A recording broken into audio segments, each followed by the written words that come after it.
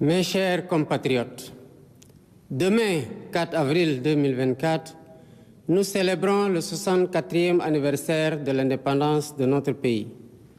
À toutes et à tous, j'adresse mes plus chaleureuses félicitations. Je rends hommage à chacune et à chacun de vous pour votre attachement aux vertus cardinales de paix et de démocratie qui fondent notre vécu quotidien. Les changements significatifs que nous venons de vivre de façon paisible témoignent une fois de plus de la maturité de notre peuple, de la vitalité de notre démocratie et de la force de nos institutions. Nous devons tous être fiers de cette belle performance. Cette année encore, par la grâce divine, notre fête nationale se déroule sous le signe de la communion spirituelle avec la semaine sainte pascale qui vient de conclure le carême. Cette année encore, par la grâce divine, notre fête nationale se déroule sous le signe de la communion spirituelle avec la semaine sainte pascale qui vient de conclure le carême.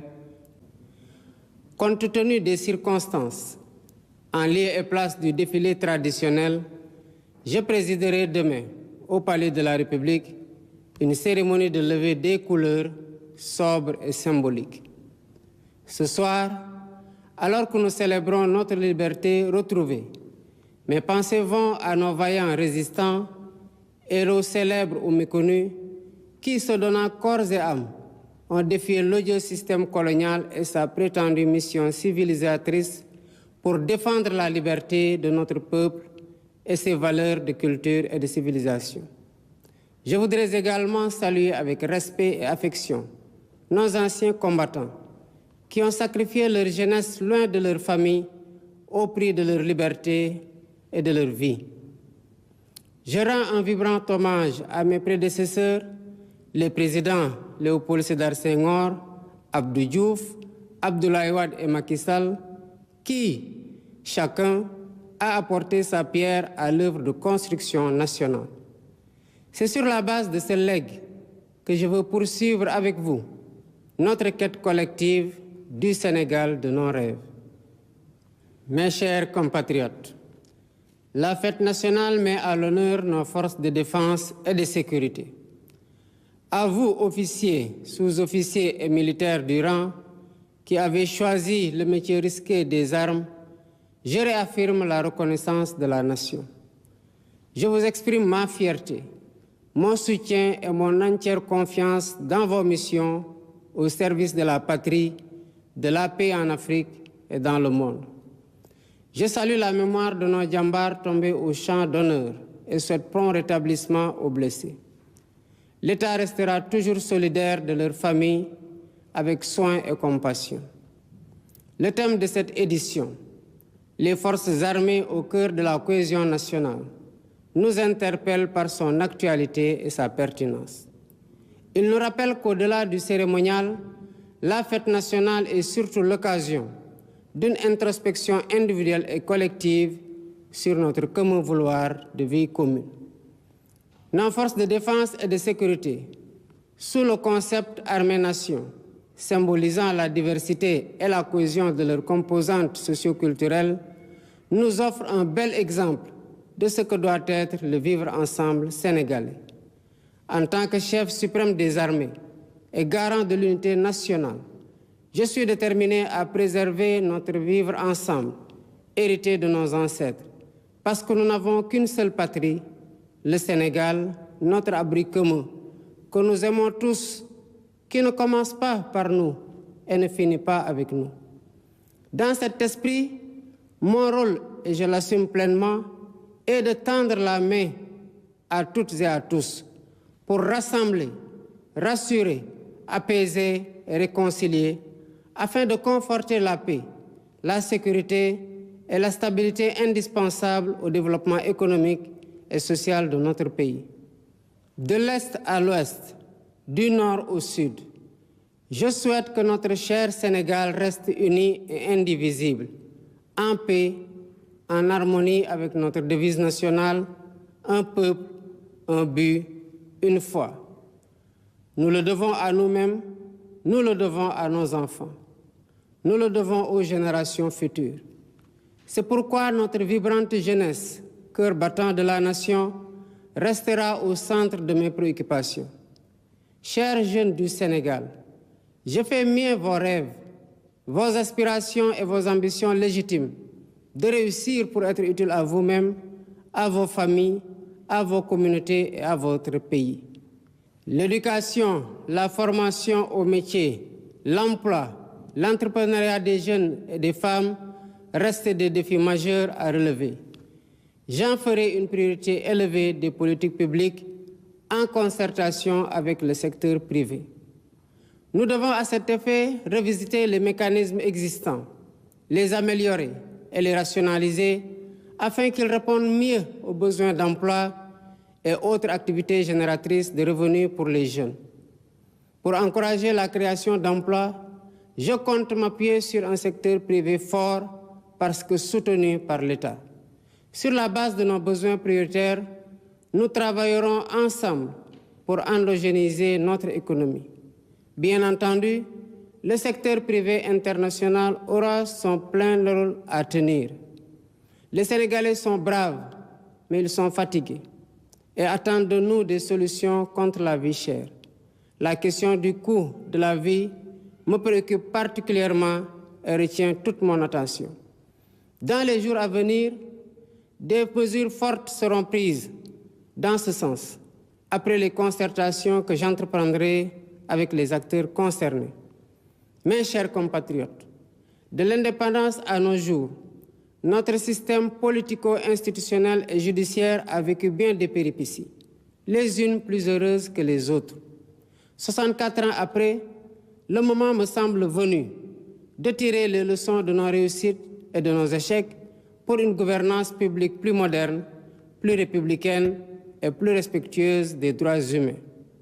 C'est pourquoi, après avoir démissionné de mon poste de secrétaire général de PASTEF Les Patriotes, pour ainsi me mettre au-dessus de la mêlée, je convoquerai de larges concertations avec la classe politique et la société civile sur la réforme du système électoral notamment, le remplacement de la Sénat par une commission électorale nationale indépendante avec un renforcement de ses moyens de fonctionnement et de ses prérogatives, la rationalisation du nombre de partis politiques ainsi que leur financement, l'inscription sur le fichier électoral concomitamment à la délivrance de la pièce nationale d'identité. Par ailleurs, pour redorer le blason de la justice, lui redonner le prix qu'elle mérite et la réconcilier avec le peuple au nom duquel elle est rendue, j'entends organiser des assises regroupant les professions du métier, magistrats, avocats, huissiers, greffiers et autres auxiliaires de justice, les professeurs d'université et les citoyens pour identifier des pistes de solutions aux problèmes de la justice. Dans la quête d'un Sénégal meilleur au bénéfice de tous, j'entends instaurer une gouvernance vertueuse fondée sur l'éthique de responsabilité et l'obligation de rendre compte. En outre, j'engagerai sans tarder une politique hardie de bonne gouvernance économique et financière par la lutte sans répit contre la corruption, la répression pénale de la fraude fiscale et des flux financiers illicites, la protection des lanceurs d'alerte, la lutte contre le détournement des deniers publics et le blanchiment d'argent, l'amnistie des prête-noms et leur intéressement sous conditions d'autodénonciation, la publication des rapports de l'IGE, de la Cour des comptes et de l'OFNAC.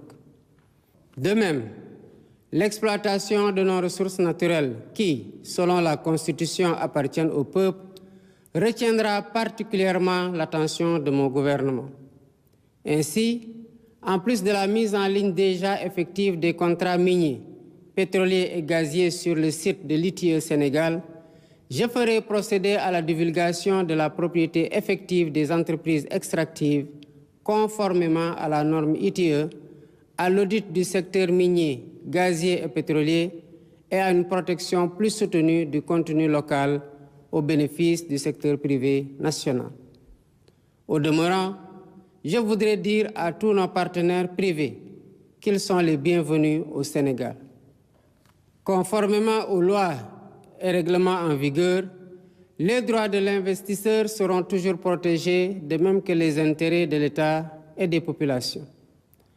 À nos pays amis et partenaires, je voudrais assurer que le Sénégal reste un pays ouvert et accueillant pour tous. Nous veillerons sans cesse à maintenir et raffermir les relations de bon voisinage et de solidarité agissantes au sein de nos organisations communautaires, notamment la CEDEAO et l'UEMOA.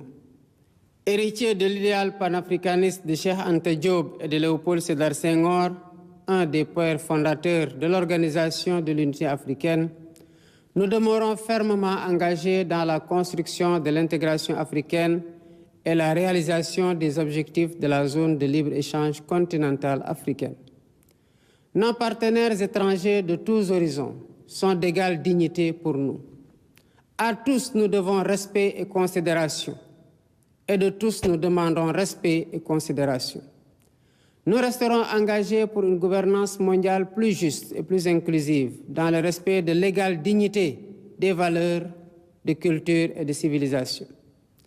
Mes chers compatriotes, la fête nationale, symbole de notre souveraineté, nous rappelle que nous sommes seuls face à notre destin et que personne ne fera à notre place ce que nous ne sommes pas disposés à faire pour nous-mêmes.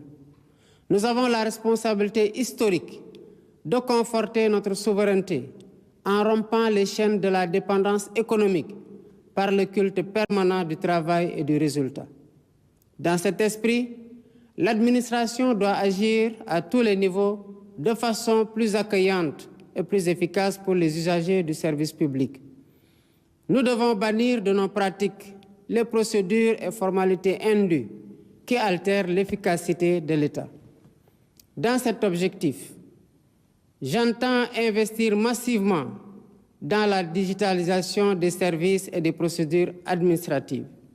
De même, il y a urgence à gagner notre souveraineté alimentaire en investissant plus et mieux dans l'agriculture, la pêche et l'élevage, les trois mamelles nourricières de notre pays.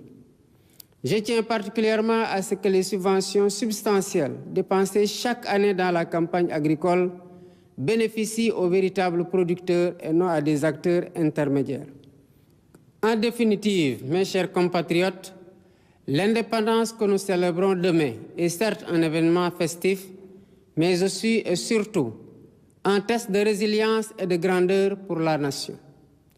Notre mérite et notre honneur, c'est de réussir l'épreuve en affichant une confiance résolue en nous-mêmes pour vaincre nos peurs et nos doutes, surmonter les obstacles devant nous et poursuivre ensemble notre marche solidaire vers notre destin commun, main dans la main, épaule contre épaule. C'est à cela que je vous invite dans la communion des cœurs et des esprits. Vive le Sénégal en paix et en sécurité, unis, libres.